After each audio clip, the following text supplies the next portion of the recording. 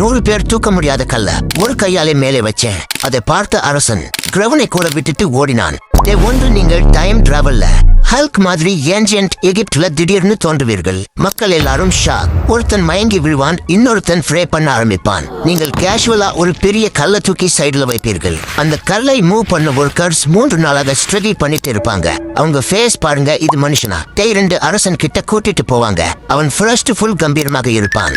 நீங்கள் அருகில் நிக்கிறத பார்த்ததும் ஸ்ட்ரைட்டா உட்கார ஆரம்பிப்பான். நீங்கள் சாதாரணமா பேசினாலும் அங்க இருந்தவர்கள் அதை மந்திரம் மாதிரி சீரியஸா கேட்பாங்க. அரசன் மெதுவா தலையாட்டுவான். ஆமா ஆமா என்னன்னே புரியாம.